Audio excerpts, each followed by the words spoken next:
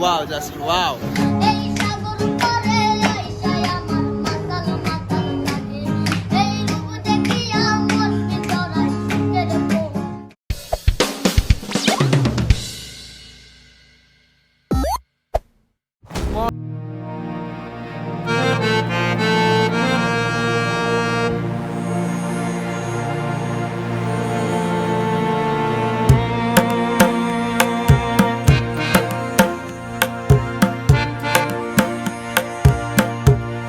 খোলো, ওইসব মিঠে কথায় চিড়ে ভিজবে না। সকাল 11টার আগে হোটেল খুলবে না। তো আগের ব্লগেও সেম ডায়লগটা দিয়েছিলাম। এত সুন্দর মনোরম পরিবেশ, যে এই পরিবেশে একটা ব্লুটুথ স্পিকার যেটা আমরা এনেছি, আর কিছু প্যাকেটের সিগারেট, মদটা তুমি খেয়ে আসবে, কারণ বিচে মদ খাওয়ার কোনো নিয়ম নেই। এসে ঠিক এক মনে চুপ করে বসে থাকতে হবে, আর অরিজিৎ সিং এর স্যাড সং শুনতে হবে। Suicide confirm suicide. হঠাৎ দেখে সূর্যর আগমন ঘটে গেছেই। তো দীঘার সানরাইজ একদম জাস্ট অসম লুক, আর যেটার জন্য এতক্ষণ ধরে ওয়েট, শুধু এতক্ষণ ধরে না, পুরো জার্নিটা যার জন্য সেটা সফল হলো। ধর্মতলা থেকে বাস ধরেছিলাম রাত 12:30টায়, যাতে আমরা এখানে ভোর ভোরে পৌঁছে যাই, এবং আমরা জাস্ট এই সানরাইজটাকে দেখার জন্যই এত ভোরবেলা এখানে এন্ট্রি করেছি। এখন কিন্তু সূর্য পুরো লাল বর্ণ ধারণ করেছে, আর একটু পরে আস্তে আস্তে তেজ দেখাবে সূর্যি মামা, আর আমরা আমাদের সানস্ক্রিন মেখে নেমে পড়বো। মানে কত বড় পুরকি থাকলে এগুলো হয়। এখন এই যে সানরাইজটা দেখার জন্য এত তাড়াতাড়ি এসেছি, রাত 12:30টায় ট্রেন, মানে সরি বাস ধরে এসেছি, সানরাইজ তো দেখা হয়ে গেল, 1-2 সেকেন্ডের ব্যাপার। তো এই 1-2 সেকেন্ডের ব্যাপার উপভোগ করার জন্য এখন 4-5 ঘন্টার যে কষ্ট, বেদনা, রোদ এখন আমার চোখের ঘুম নামিয়ে আনবে। হোটেলে চেক ইন যেহেতু 11টা ছাড়া হবে না। আর আমার স্যার এদিকে বোতল ফটোগ্রাফিতে ব্যস্ত হচ্ছে। স্লো মোশন করছে। এখন আমাদের এইসব করে কাটাতে হবে, কিছু করার নেই। 11টার আগে ঢুকতে দেবে না স্যার, হোটেলে বললো। দেবে না? না স্যার, আমি ফোন করে দিচ্ছি। থাক স্যার, আবার গন্ডগোলের কি দরকার? স্যারের অনেক চেনাশোনা আছে, বলো। আপনাদের কাছে একটি করজোড়ে নিবেদন, বিচে আসবে কিন্তু এই যে এইভাবে বীজগুলো নোংরা করে দূষিত করবে না, এগুলো আমাদের সম্পদ। তো টাইম এখন সকাল 7টা, আর আমরা নিঃসঙ্গের মতো ঘুরে ঘুরে ঘুরে ঘুরে হোটেল রুম না পেয়ে এখন আমরা ডিসাইড করলাম যে একটু মোহনার দিকে যাবো। মোহনায় এসে যদি নদী চায় ফিরে যেতে, সাগর পারে কি তা বিরহ মেনে নিতে। তো চলে এসেছি মোহনার সামনে। সামনে নদী আর সাগর মিলে একাকার হয়ে গিয়েছে।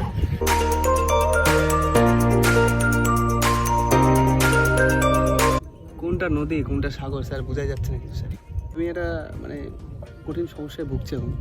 নদী কোনটা সাগর কোনটা বুঝতে পারছি না। ও স্যার, এটা নদীও না, এটা সাগরও না, এটা মোহনা স্যার। তোমরা বলো তো এটা নদী না সাগর, না মানে কোনটা নদী কোনটা সাগর আমি বলতে পারবো না।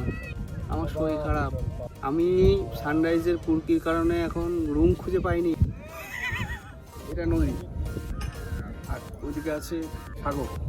কি যাবে ভাবছো মোহনায় এসে বিরাট কিছু দেখে একেবারে নিজের জীবন সার্থক করে ফেলবে? তাদেরকে বলে রাখি, মোহনায় কিচ্ছু নেই, কোনো নদী নেই, একটা নর্দমা মানে খাল এসে এখানে মিশেছে, সেটাকে মোহনা বানিয়ে দেওয়া হয়েছে জাস্ট বিজনেসের জন্য।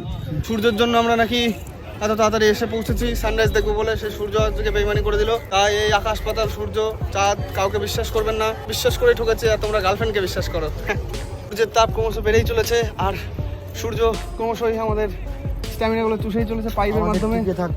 আমাদের টিকে থাকতে হবে, বেঁচে থাকতে হবে, লড়াই চালিয়ে যেতে হবে। ওরা বলেছে 9:30টার সময় আমাদেরকে উদ্ধার করতে আসবে। হ্যাঁ, অটো নিয়ে।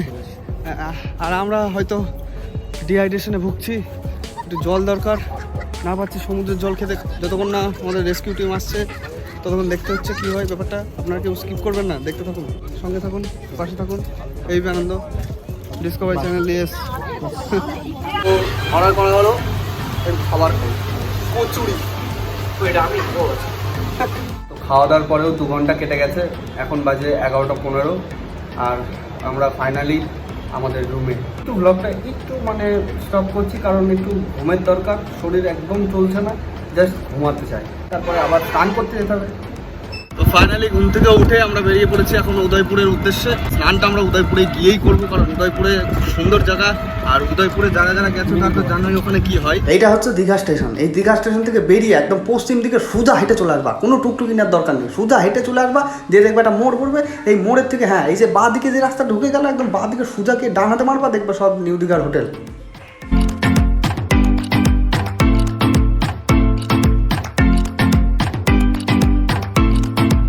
বৈশিষ্ট্য নেই, নো বৈশিষ্ট্য, জাস্ট চিল।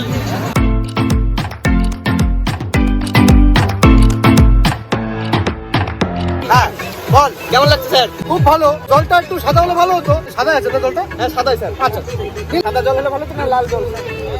হ্যাঁ, উজালা আনিনি। আমরা ওইসব খাই না, ঠিক? আরে উজালা জল নীল করবে। আমি হলাম ওই জল।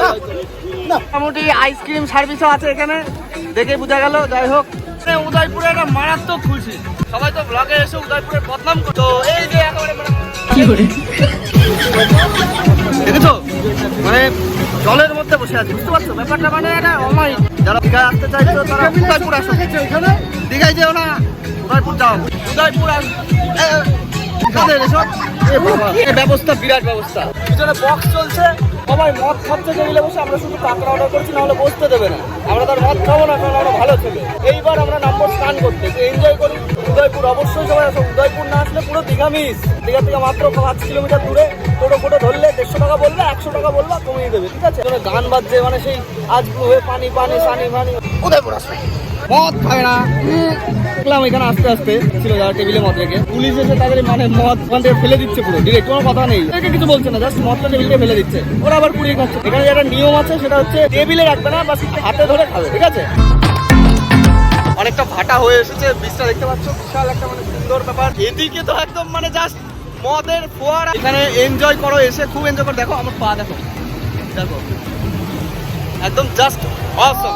যারা তোমাকে উদয়পুর ঢোকার মুখে ধরবে, যাদের এখানে দোকান আছে, স্টল আছে, এখানে নিয়ে টেবিলে বসাবে। এবার তুমি যদি বিয়ার বা ড্রিঙ্ক ফিঙ্ক কিছু করো, তারা তোমাকে সেটা প্রোভাইড করবে। টেবিলে যেটা তুমি বসবে, জাস্ট বিয়ার খেলে হবে না, তোমার অ্যাকম্পানিশমেন্ট যেটাকে বলা হয় সেটা তোমাকে নিতে হবে। টেবিলটা কিন্তু ওই মাছ ভাজার ওপরেই টিকে আছে। তো মাছ ভাজা যে কোনো একটা নিতেই হবে, না হলে তোমাকে টেবিল চাটতে হবে।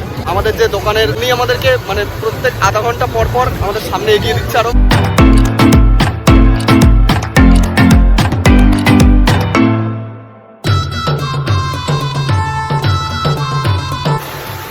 ভিজে যাচ্ছি। তো এখন আমরা স্নান করবো এবং ফোন টোন গুলো আমাদের ফিরে আসতে হবে বস। এই দেখো ঢেউ, দেখো ও নড়িয়ে দিচ্ছে পুরো একদম। সমস্ত কিছু দেখিয়ে দিলাম, বাদ বাকি স্নানের ভিডিও দেখতে হবে না। স্নানের ভিডিও দেখতে হবে না, স্নান তোমরা এসে করবে এখানে। চলো ফোনটা ছুঁয়ে আসি, আবার স্নান টান করে দেখা হচ্ছে।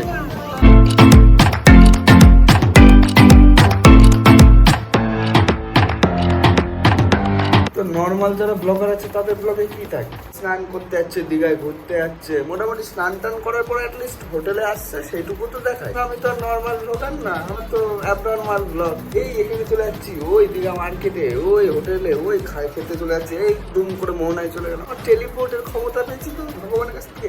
তো যাই হোক, টেলিপোর্ট করে কিন্তু এই মুহূর্তে উদয়পুর বিচ থেকে ডিরেক্ট বাড়ি চলে এসেছি।